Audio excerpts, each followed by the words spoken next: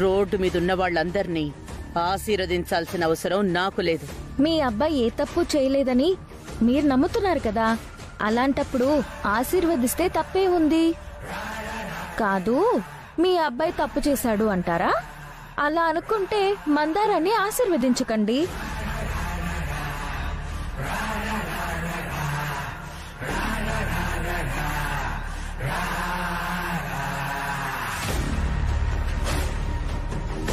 Thank you అమ్మా.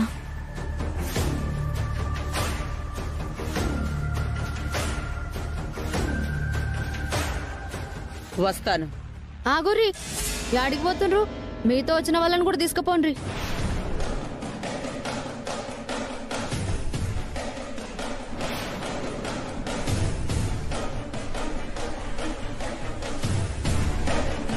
మాతో వచ్చిన వాళ్ళ ఎవరు? ఒక నిమిషం ఆగుండ్రి. ఇగో ఆ ఉక్క పోతలు ఎంతసేపు ఉంటారు? రండి బయటికి.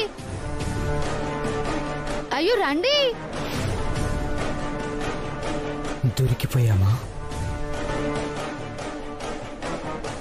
పద వెళ్దాం.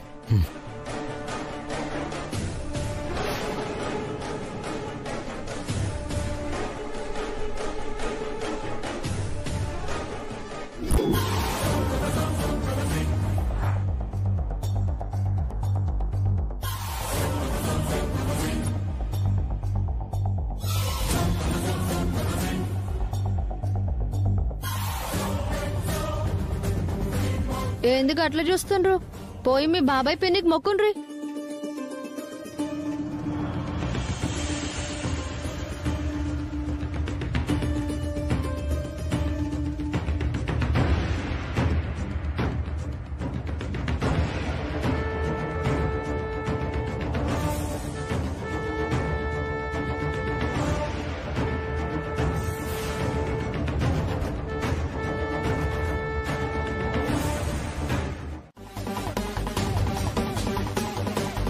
ఏంటి? అవును బావగారు, వదిన గారు కూడా రూప కోసం సామాన్లు సారే తీసుకునొచ్చారు. ఆటో ట్రాలీ నిండా తీసుకునొచ్చారు.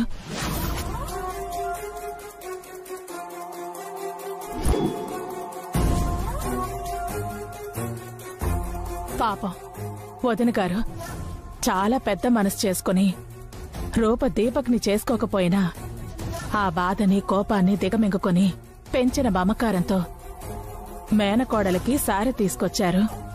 విశాల హృదయాన్ని చాటుకున్నారు. వాళ్ళని ఏమీ అనకండి బావుగారు.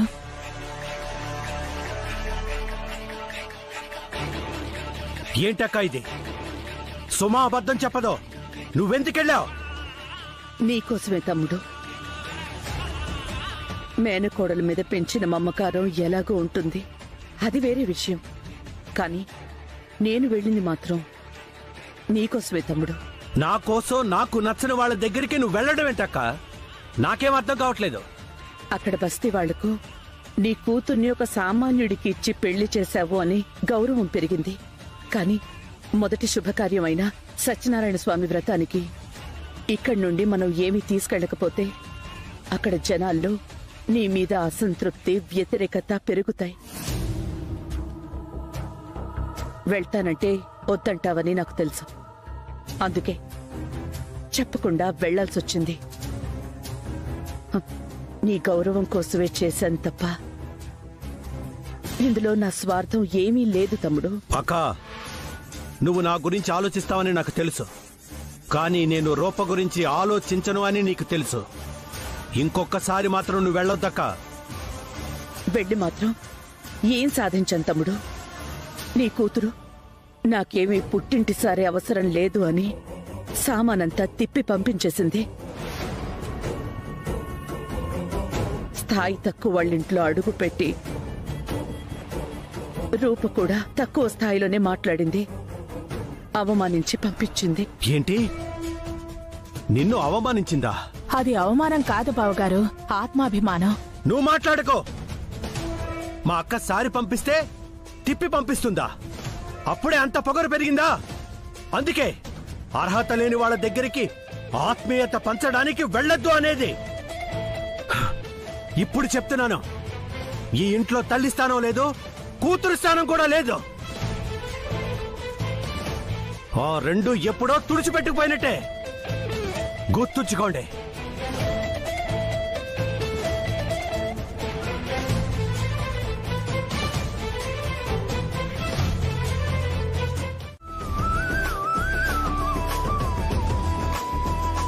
అత్తమ్మా, ఇదిగో ముచ్చెలు, తను పెద్దింటి అమ్మాయి. నాకు తెలిసినంత వరకు వాళ్ళ పనులు చేసుకునే అవసరం వాళ్ళకు ఉండదు. అన్నీ వాళ్ళ పనుళ్ళే చేసి పెడతారు. అందరి ముందు అబాస్పాలు కాకుండా నువ్వే వెళ్ళి ఏదో రకంగా సాయం చేయి. సరే, ఓసారి నీ ఫోన్ ఇట్టయ్యు. ఫోన్ ఎందుకు? ప్రశ్నలేస్తావేంటే, ఫోన్ ఇవ్వు.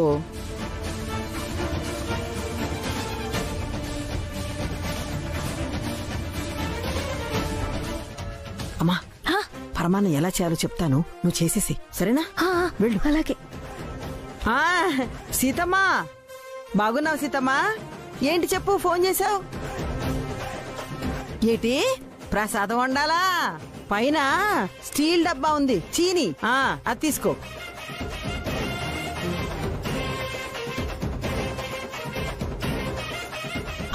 ఉప్పు కాదమ్మా, ఉప్పు కాదు. ఉప్పు చీని ఒకేలా ఉంటాయి. చీని అంటే పంచదార, పంచదార దించు, సరేనా?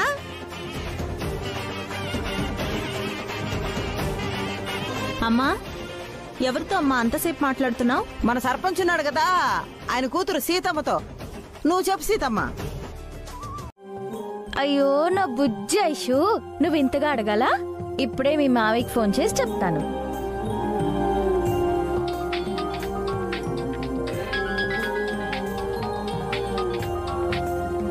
చెప్పండి అమ్మాయి గారు. ఎక్కడున్నావు రాజు? కొండాపూర్లో అమ్మాయి గారు. ఇంటికి రావడానికి ఎంత టైం పడుతుంది? అర్జెంటా? ఆహా, అదేం లేదు, ఊరికే అడిగాను. అరగంటలో ఇంటి దగ్గర ఉంటాను అమ్మాయి గారు. సరే, వచ్చేటప్పుడు ఐషుకి చాక్లెట్ తీసుకురావా? అలాగే అమ్మాయి గారు.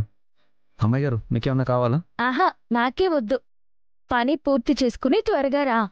నాకు ఇక్కడ ఒక్కదానికే బోర్ కొడుతోంది. అలాగే అమ్మాయి గారు. మావికి చెప్పాను ఐషు చాక్లెట్ తీసుకొని వస్తాడు, సరేనా? థ్యాంక్స్ అత్తయ్య.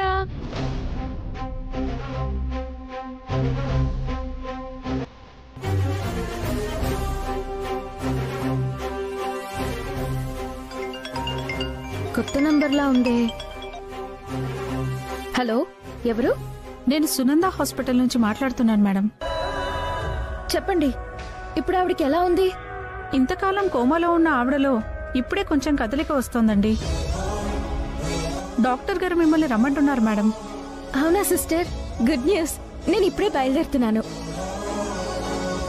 పాపు, ఆవిడెవరో నాకు తెలీదు.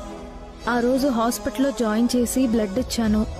ముందు అక్కడికి వెళ్ళి ఆవిడెవరో ఏంటో కనుక్కుని వాళ్లకు అప్పచెప్తాను.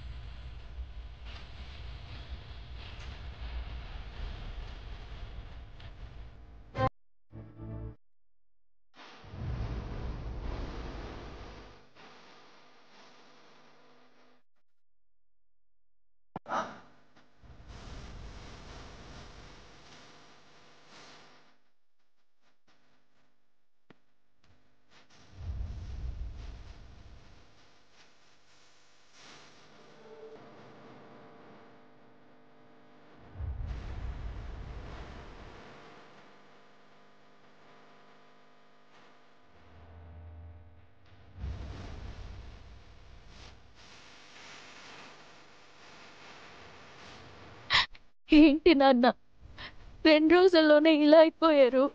ఏమైంది మీకు? మీకేదైనా అయితే నేను అసలు తట్టుకోలేను నాన్న.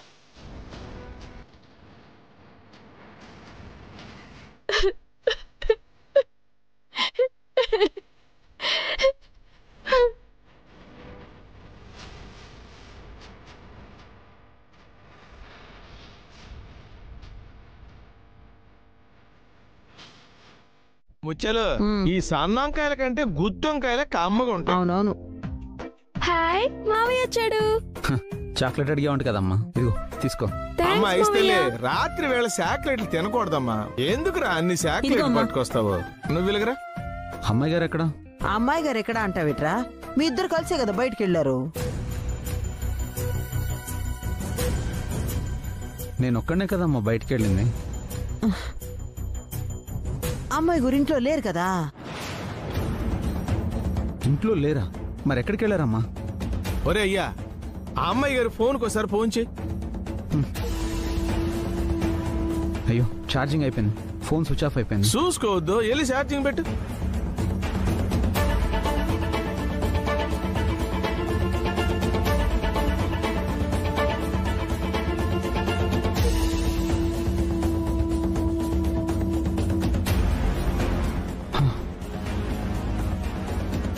అమ్మాయి గారు ఏదో మెసేజ్ పెట్టినట్టున్నారు. రాజు, నాన్న ఆరోగ్యం బాగోలేదంట. నేను అర్జెంటుగా మా ఇంటికి వెళ్తున్నాను. అయ్యో దేవుడా, ఆ అమ్మాయి గారేంటి చెప్ప పెట్టుకుని ఇంత పని చేశారు? ఇప్పుడు గనక పెద్దయ్య గారు అమ్మాయి గారిని చూశారంటే చాలా పెద్ద గొడవ అవుతుంది. వెంటనే వెళ్ళి తను తీసుకురావాలి. అమ్మా, అమ్మాయి గారు వాళ్ళ ఇంటికి వెళ్ళారంట. ఇట్ట రాత్రి పూట ఒంటరిగా వెళ్ళడం ఏంట్రా? అంతగా వెళ్ళాలనుకుంటే నువ్వు వచ్చిన తర్వాత ఇద్దరు కలిసి వెళ్తే సరిపోయేది కదా. సరే, అవన్నీ వచ్చాక మాట్లాడుకుందాం. టైం లేదు, నేను అర్జెంటుగా వెళ్ళి అమ్మాయి గారిని తీసుకొస్తానమ్మా.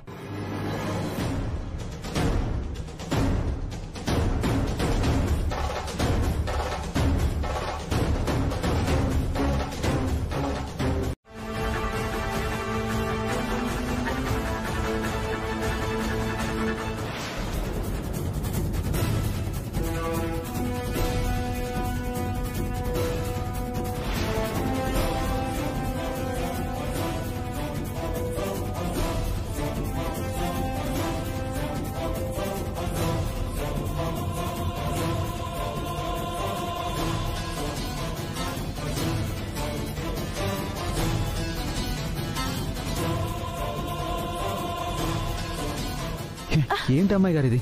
నాకు చెప్పకుండా ఇక్కడికి ఎందుకు వచ్చారు? ఇంత రిస్క్ ఎందుకు తీసుకున్నారు? నాన్నకి బాగా లేదని తెలియగానే తట్టుకోలేకపోయాను రాజు. అందుకే వెనక ముందు ఆలోచించకుండా వచ్చేసాను. అమ్మాయి గారు, ఇంకెప్పుడు ఇలా చేయకండి.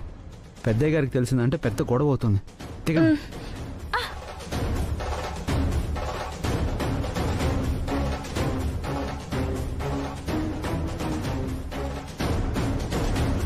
రాజు, నువ్వు కరెక్ట్గా దొరికావురా. తప్పించుకోవడానికి వీలు లేకుండా నిన్నెలా ఇరికిస్తానో చూడు. ఇవాల్టితో నీ చాప్టర్ క్లోజ్. నమస్కారం బాబు గారు.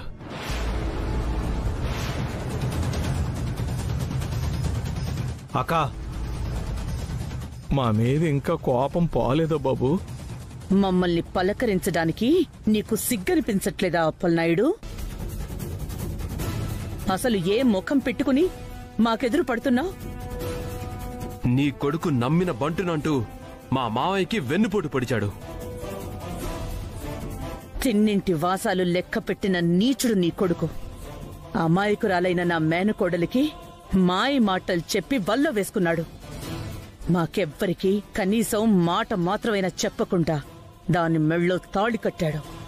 మా తమ్ముడి ఇష్టానికి వ్యతిరేకంగా రూపని ఇంట్లోంచి తీసుకెళ్లిపోయాడు. ఇలాంటి పని చేసినందుకు నా తమ్ముడు ఎంత బాధపడుతున్నాడో నీకేం తెలుసు? ఆ బాధతోనే కదా మా మావయ్యకి ఆరోగ్యం పాడైంది. తమ్ముడు, వీడితో మాట్లాడి వెళ్దాం పదా. మావయ్య, బాబు గారు, మావయ్య. తమ్ముడు, తమ్ముడు.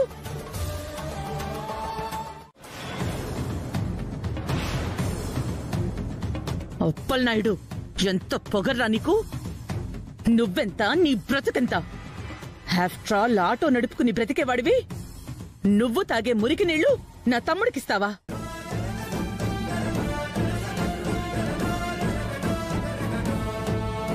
ఇలాంటి నాటకాలాడే కదరా నువ్వు, నీ కొడుకు నా తమ్ముణ్ణి బుట్టలో వేసుకుంది. ఇలాంటి దొంగ ప్రేమలు చూపించే కదరా నీ కొడుకు నా మేనకోడల్ని లేపుకుపోయింది. మీరు చేసిన నమ్మక ద్రోహానికే కదరా నా తమ్ముడికి ఈ గుండెపోటొచ్చింది. మీలాంటి దుర్మార్గుల నీడ కూడా నా తమ్ముడి మీద పడ్డానికి వీల్లేదు. పో అవతలికి. కోప్పడకండమ్మా, మా రాజు ప్రాణం పైన తప్పు చేసే మనిషి కాదు.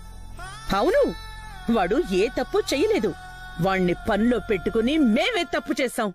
అది కాదమ్మా. మాట్లాడించాలు పో. అక్క, తన్ని వెళ్ళనివ్వండి.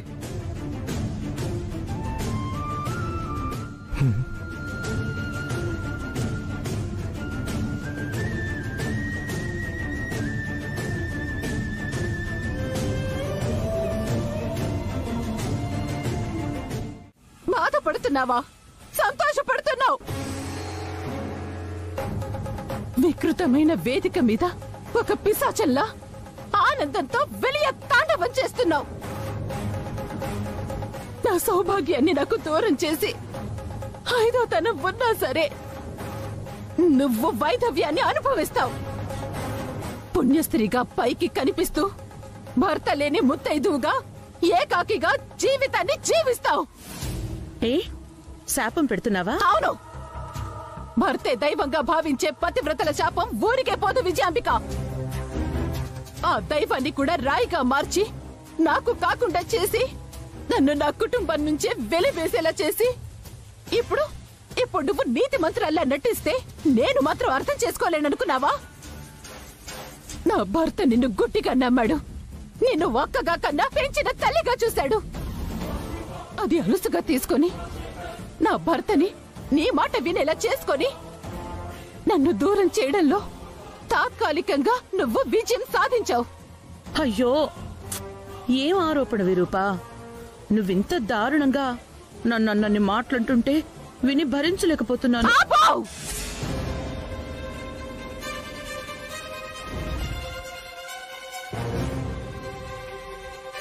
నువ్విప్పుడు గెలిచి ఉండొచ్చు,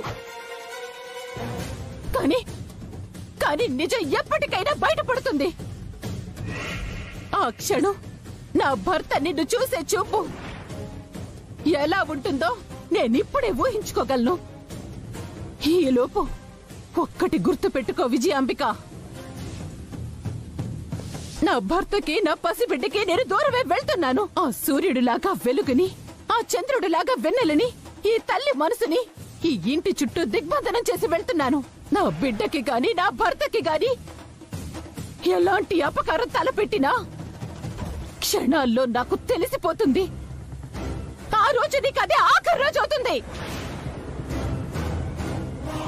నీ అకృత్యాలన్నిటికీ ఆ రోజే భూస్థాపితం కూడా అవుతుంది. నా భర్త మీద నా బిడ్డ మీద ఏక వాలిన ఈ విరూపాక్షి విజృంభించి నీ అంతం చూస్తుంది. వెళ్తున్నాను, అశోకవనానికి వెళ్తున్నాను.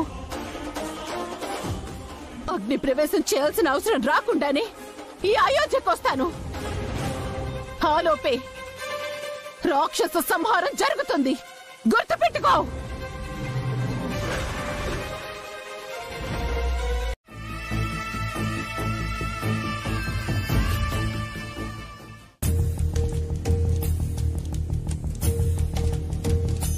అమ్మగారు, మీరు అన్నం పెట్టిన విశ్వాసం ఇంకా నాలో ఉంది.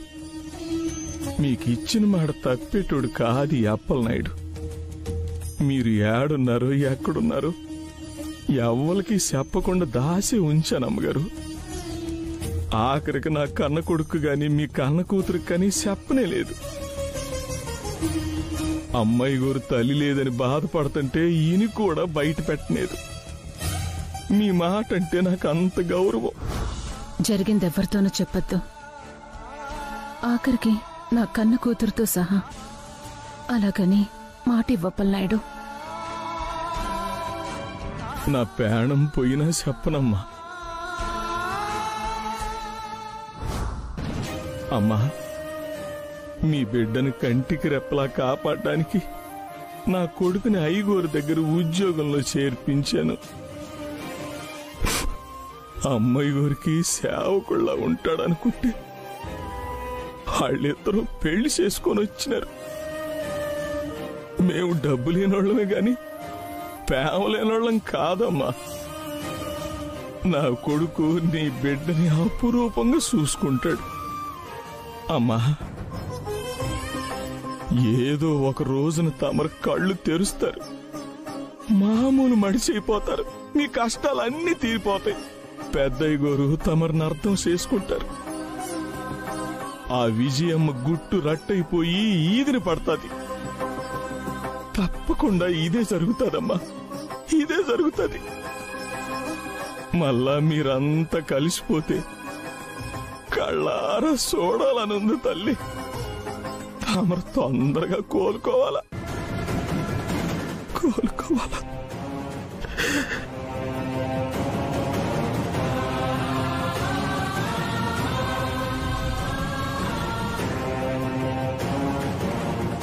సార్ కొట్టకండి సార్.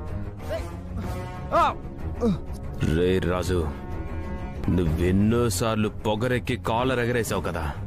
ఈ దీపక్ రివెంజ్ ఎలా ఉంటుందో అనుభవించు.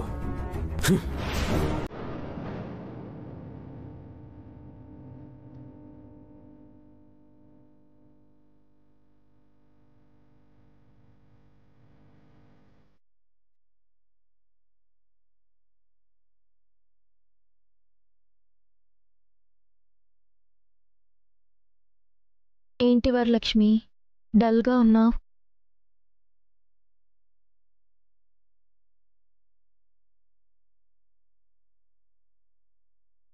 ఏంటి వరలక్ష్మి మాట్లాడవు?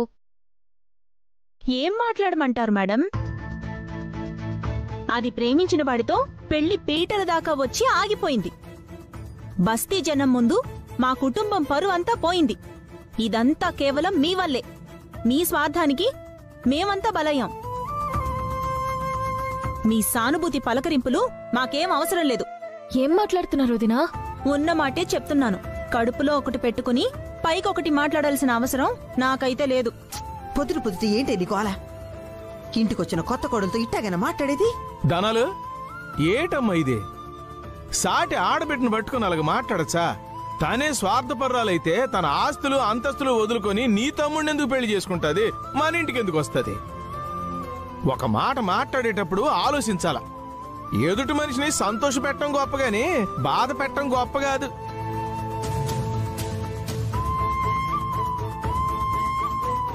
అదట మాట్లాడిందని నువ్వేమీ అనుకోబాకమ్మా. దాని తీరే అంతా, దాని నోరు కొంచెం సురుకు. సరే, ఇక ఆ విషయం వదిలేసి నీకు ఉప్మా ఎట్ట చేయాలో చూపిస్తాను. రా రామ్మా.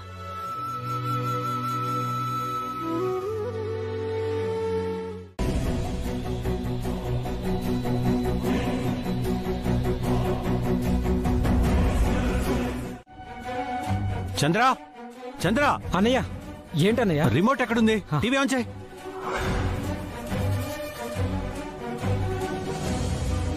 మినిస్టర్ గారి ఇష్టానికి వ్యతిరేకంగా తన కూతురు ఒక సామాన్యుడిని పెళ్లి చేసుకుందన్న కోపంతో రాజు మీద కేసు వేయించాడని జనాలు అభిప్రాయపడుతున్నారు.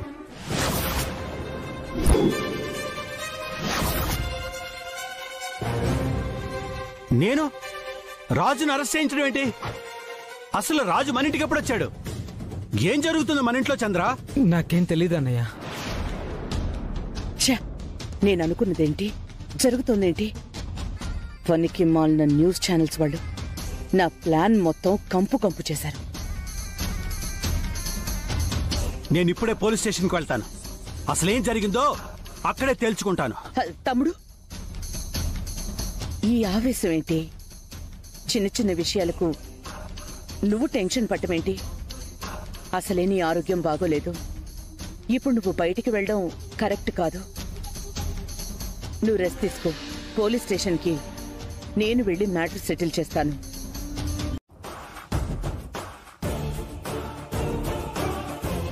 నన్ను అన్పాపులర్ చేసే అధికారం మీకెవరిచ్చారు? బయటకు వచ్చి చూడండి. మీడియాలో మొత్తం నేనేదో చేసినట్టు మాట్లాడుతున్నారు. నా పర్మిషన్ లేకుండా, నా కంప్లైంట్ లేకుండా ఇదంతా ఎలా జరిగింది? అసలు ఎవరు మీకు ఇన్ఫర్మేషన్ ఇచ్చారు? క్షమించండి సార్, మీ మీద హత్య ప్రయత్నం చేయడానికి రాత్రి రాజు మీ ఇంటికి వచ్చాడని మీ మేనల్లుడు దీపక్ కంప్లైంట్ ఇచ్చారు.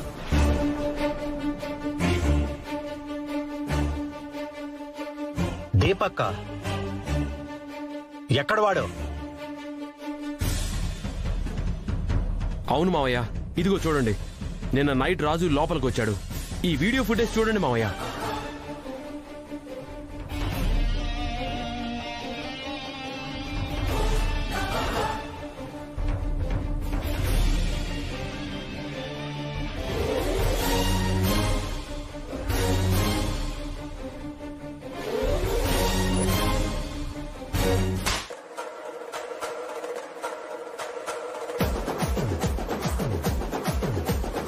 నువ్వు మనిషివా పశువా?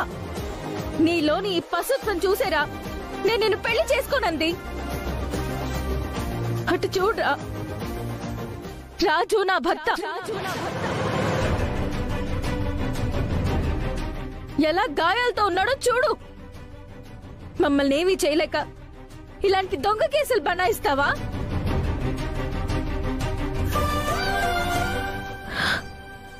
మా నాన్న కొంట్లో బాగాలేదని తెలిసి నేను చూడ్డానికి వస్తే రాజు నన్ను తీసుకెళ్ళడానికి వచ్చాడు. దీనికి నువ్వు కావాలని వీడియో తీసి రాజుని అరెస్ట్ చేస్తావా? నువ్వు రాత్రి చూసిన వాడివి తాపీగా వీడియో తీస్తూ ఎందుకు కూర్చున్నావు? ఉదయం వరకు ఎందుకు ఆగావు?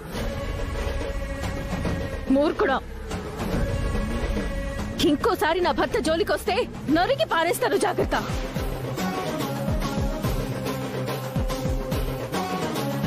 ఇన్స్పెక్టర్ గారు, ఇది నిజమేనని మా నాన్న చెప్తే ఆయన కూడా ఈ విషయాన్ని నమ్మితే రాజుతో పాటు నన్ను అరెస్ట్ చేయండి. లేదంటే మా నాన్న మమ్మల్ని బ్రతకనివ్వండి. ఇన్స్పెక్టర్ గారు, ఇదంతా నేను నమ్మానని ఎవరు చెప్పారు? వీడిలాంటి మూర్ఖుడు కాదు ఈ సూర్య ప్రతాప్. పోయిన వాళ్ళు పోయారనుకొని తలకడిగేసుకున్నాను. అంతేకాని కక్షలు కార్పణ్యాలు పెట్టుకొని ఇంత నీచ స్థాయికి దిగజారే క్యారెక్టర్ నాది కాదు. అరే ఈడియట్, ముందు కేసు విత్డ్రా చేసుకో. వెళ్ళు.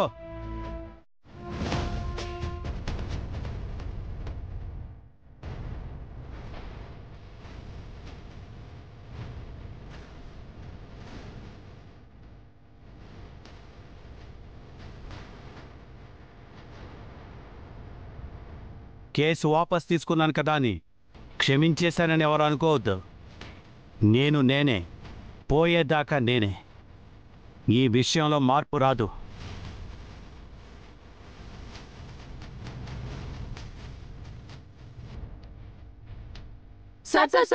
ఏం జరిగిందో చెప్పండి సార్. చూశారుగా, ఇందులో నా ప్రమేయం ఏం లేదు. దీపక్ పొరపాటు పడి తొందరపడి ఇచ్చిన కంప్లైంట్ ఇది. కేసు విత్డ్రా చేసుకోవడం జరిగింది. ఎవరూ నన్ను చంపడానికి రాలేదు. ఉంటారు. తప్పండి తప్పండి సార్.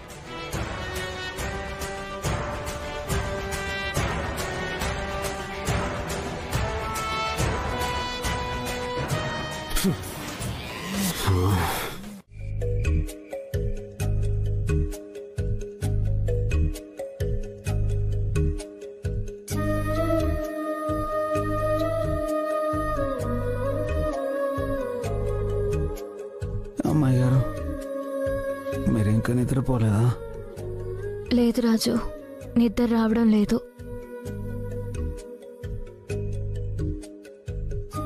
ఇప్పుడు ఎలా ఉంది? ఒళ్ళు నొప్పులు తగ్గాయా? పర్లేదు అమ్మాయి గారు, టాబ్లెట్ వేసుకున్నాక బాగానే నిద్ర పట్టింది. ఆయన నా గురించి ఆలోచించి మీరు మనసు పాడు చేసుకోవడం బాగాలేదు. జరిగిందేదో జరిగిపోయింది. మీరేం బాధపడకండి. బాధపడకుండా ఎలా ఉండను రాజు? అసలు ఈ గొడవంతా జరిగింది నా వల్లే. నాన్నని చూడడానికి నేను మా ఇంటికి వెళ్ళడం వల్లే కంగారు పడి నువ్వు అక్కడికి వచ్చావు. మా అత్తయ్య దీపక్ ఆ అవకాశాన్ని ఉపయోగించుకున్నారు. నిన్ను అన్యాయంగా కేసులో ఇరికించాలని చూశారు. పోలీసులకి లంచం ఇచ్చి స్టేషన్లో నిన్ను ఇబ్బంది పెట్టారు. ఇంట్లో ఇంతమంది ఇబ్బంది పడుతున్నారంటే కారణం నేనేగా. ఏంటమ్మాయి గారు మీ చాదస్తా? దీపక్ చేసిన తప్పుకి మీరెలా బాధ్యులవుతారు? కన్న తండ్రి ఆరోగ్యం బాగాలేదని తెలిసినప్పుడు ఏ కూతురైనా మీలాగే తల్లడిల్లిపోతుంది. వెంటనే తండ్రిని చూడాలని, పలకరించాలని, పరామర్శించాలని తపన పడుతుంది. మీరు చేసింది కూడా అదే. పెద్దయ్య గారి ఆరోగ్యం కుదుట పడిందని తెలిసిన తర్వాతే మీ మనసు స్థిమితపడింది. అమ్మా, మీ వైపు మీరు చేసిందంతా కరెక్టే. అక్కడికి వెళ్తే చిక్కుల్లో ఇరుక్కుంటారేమోనని టెన్షన్ పడుతూ నేను అక్కడికి రావడం కరెక్టే. కాకపోతే ఆ దీపక్ చేసిందే కరెక్ట్ కాదు. వాడు చేసిన తప్పుకి మీరు పెద్దయ్య గారు బాగానే బుద్ధి చెప్పారుగా. వాడు ఇంక జన్మలో అలాంటి తప్పుడు పనులు చేయడు. ప్లీజ్ జరిగినంత పీడకాలనుకొని వదిలేయండి. కూల్గా ఉండండి అమ్మాయి గారు. మా గుండె బయటికి పోమంటుంది. ఇంతకీ మీ పెళ్లి ఏ టైంలో జరిగింది? పంతులు గారు కూడా ఈ పెళ్లి ముహూర్తంలో దోషం ఉందంటున్నారు. 10:40కి.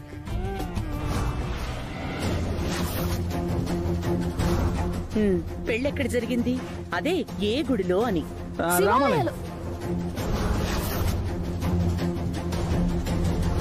ఏంటి రాజు, పెళ్ళెక్కడ జరిగింది అంటే చెరొక గుడి పేరు చెప్తున్నారు. ఇంతకీ మీ పెళ్లి జరిగిందా లేదా? నాకేం సమజైతలే. అసలేం జరిగింది? ఇంతకీ రాజుకు రూపకు పెళ్లి జరిగిందా లేదా?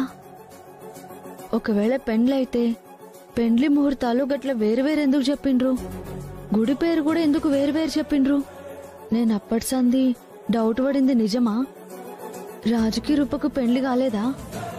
చెప్తా, ఏదో ఒకటి చేసి నిజం బయట పడేలా చేస్తా. చెప్పేంటో. ఏం లేదు రాజు, నీకో ముచ్చట చెప్పాలి. ఏమనుకోక అడుగుతున్నానని.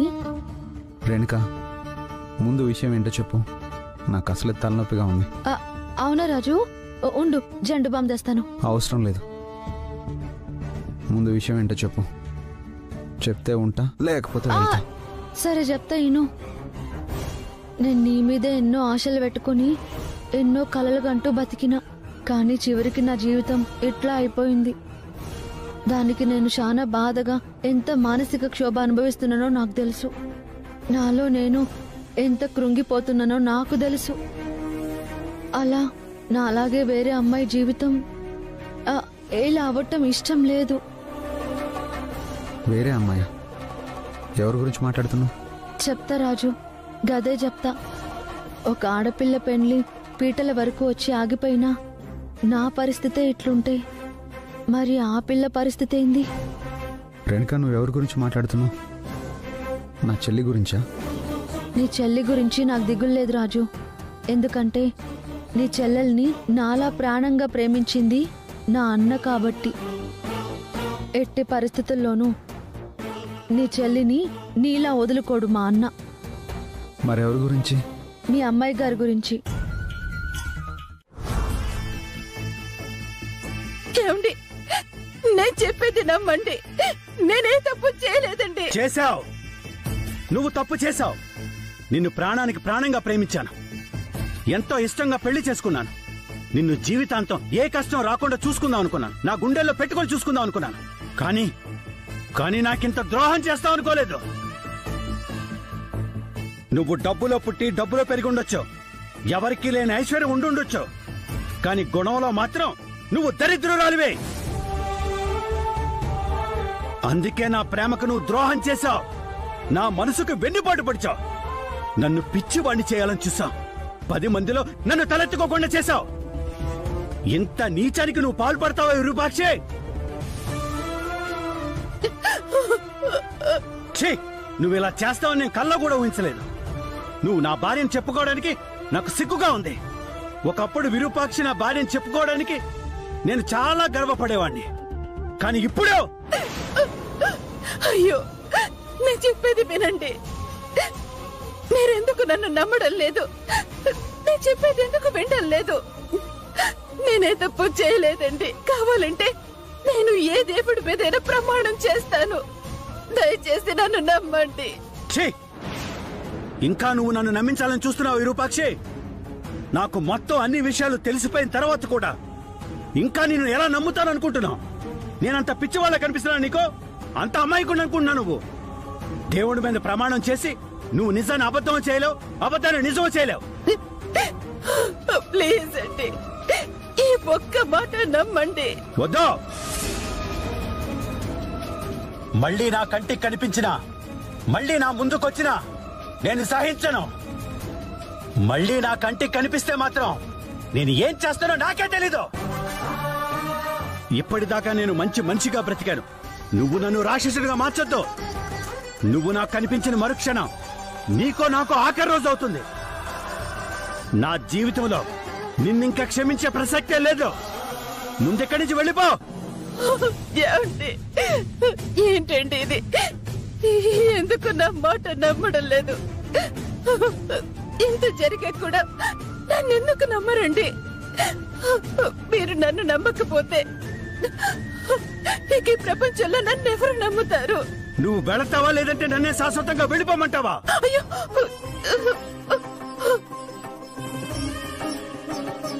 మీకేం చెప్పినా ఇప్పుడు అర్థం కాదండి. కానీ పెద్దయ్య, ప్లీజ్ పెద్దయ్య, నేను చెప్పేది అర్థం చేసుకోండి. నా సహనాన్ని పరీక్షించొద్దు. ఇంకొక క్షణం కూడా నువ్వు ఇక్కడ ఉండొద్దు. అసలు నీ మొహం చూడటమే నాకు ఇష్టం లేదు. ఎందుకు పెద్దయ్య? నిజమేంటో తెలుసుకోకుండా నన్ను ఆ అమ్మాయి గారిని అసహించుకుంటున్నారు. అసలు జరిగిన విషయం ఏంటో మీకేం తెలుసు? నిజానికి నాకు ఆ అమ్మాయి గారికి పెళ్లి జరగలేదు. తను ఈ సమస్య నుంచి బయటపడడం కోసం పెళ్ళయిందని అబద్ధం చెప్పిందే తప్ప తన మెళ్ళో నేను తాళి కట్టలేదు పెద్దయ్య.